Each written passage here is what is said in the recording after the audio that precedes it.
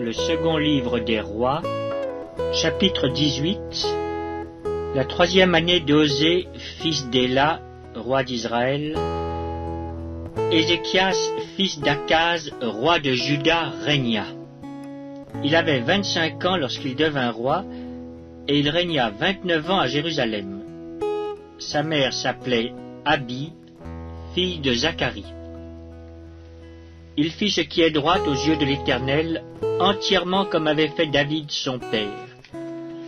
Il fit disparaître les hauts lieux, brisa les statues, abattit les idoles, et mit en pièces le serpent d'airain que Moïse avait fait, car les enfants d'Israël avaient jusqu'alors brûlé des parfums devant lui. On l'appelait Néhushtan. Il mit sa confiance en l'Éternel, le Dieu d'Israël, et parmi tous les rois de Juda qui vinrent après lui ou qui le précédèrent, il n'y en eut point de semblable à lui. Il fut attaché à l'Éternel, il ne se détourna point de lui, et il observa les commandements que l'Éternel avait prescrits à Moïse. Et l'Éternel fut avec Ézéchias, qui réussit dans toutes ses entreprises. Il se révolta contre le roi d'Assyrie, et ne lui fut plus assujetti. Il battit les Philistins jusqu'à Gaza, et ravagea leur territoire depuis les tours des gardes jusqu'aux villes fortes. La 4e année du roi Ézéchias, qui était la 7e année d'Osée, fils d'Éla, roi d'Israël, Salmanasar, roi d'Assyrie, monta contre Samarie et l'assiégea. Il la prit au bout de 3 ans, la 6e année d'Ézéchias, qui était la 9e année d'Osée, roi d'Israël. Alors Samarie fut prise. Le roi d'Assyrie emmena Israël captif en Assyrie, et il les établit à Chala et sur le Chabor, fleuve de Gozan, et dans les villes des Mèdes, parce qu'ils n'avaient point écouté la voix de l'Éternel leur Dieu, et qu'ils avaient transgressé son alliance, parce qu'ils n'avaient ni écouté ni mis en pratique tout ce qu'avait ordonné Moïse, serviteur de l'Éternel. La 14e année du roi Ézéchias, Sanchérib, roi d'Assyrie, monta contre toutes les villes fortes de Juda et s'en empara. Ézéchias, roi de Juda, envoya dire au roi d'Assyrie à Lachis, « J'ai commis une faute, éloigne-toi de moi. Ce que tu m'imposeras, je le supporterai. » Et le roi d'Assyrie imposa à Ézéchias, roi de Juda, 300 talents d'argent et 30 talents d'or. Ézéchias donna tout l'argent qui se trouvait dans la maison de l'Éternel et dans les trésors de la maison du roi. Ce fut alors qu'Ézéchias, roi de Juda, enleva, pour les livrer au roi d'Assyrie, les lames d'or dont il avait couvert les portes et les linteaux du temple de l'Éternel. Le roi d'Assyrie envoya de Lachis à Jérusalem vers le roi Ézéchias, Tartan, Rabsaris et Rabshaké avec une puissante armée. Ils montèrent et ils arrivèrent à Jérusalem. Lorsqu'ils furent montés et arrivés, ils s'arrêtèrent à l'aqueduc de l'étang supérieur, sur le chemin du champ du Foulon. Ils appelèrent le roi. Et Eliakim, fils de Hilkija, chef de la maison du roi, se rendit auprès d'eux avec Shebna, le secrétaire, et Joach, fils d'Azaph, l'archiviste. Rabshaké leur dit, « Dites à Ézéchias, ainsi parle le grand roi, le roi d'Assyrie. Quelle est cette confiance sur laquelle tu t'appuies? Tu as dit, il faut pour la guerre de la prudence et de la force. Mais ce ne sont que des paroles en l'air. En qui donc as-tu placé ta confiance pour t'être révolté contre moi?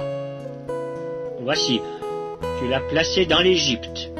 Tu as pris pour soutien ce roseau cassé qui pénètre et perce la main de quiconque s'appuie dessus. Tel est Pharaon, roi d'Égypte, pour tous ceux qui se confient en lui. Peut-être me direz-vous, c'est en l'Éternel, notre Dieu, que nous nous confions. Mais n'est-ce pas lui dont Ézéchias a fait disparaître les hauts lieux et les autels en disant à Juda et à Jérusalem, vous vous prosternerez devant cet autel à Jérusalem? Maintenant, fais une convention avec mon maître, le roi d'Assyrie, et je te donnerai 2000 chevaux si tu peux fournir des cavaliers pour les monter. Comment repousserais-tu un seul chef d'entre les moindres serviteurs de mon maître? Tu mets ta confiance dans l'Égypte pour les chars et pour les cavaliers. D'ailleurs, est-ce sans la volonté de l'Éternel que je suis monté contre ce lieu pour le détruire? L'Éternel m'a dit, monte contre ce pays et détruis-le. Éliakim, fils de Hilkija, Shebna et Joach dirent à Rabshakeh, parle à tes serviteurs en araméen, car nous le comprenons. Et ne nous parle pas en langue judaïque, aux oreilles du peuple qui est sur la muraille.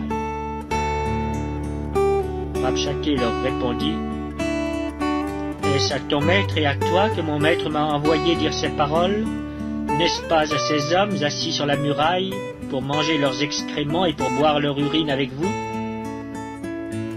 Alors Rabshakeh s'étant avancé, cria à haute voix en langue judaïque et dit, écoutez la parole du grand roi, du roi d'Assyrie. Ainsi parle le roi. Qu'Ézéchiel ne vous abuse point, car il ne pourra vous délivrer de ma main.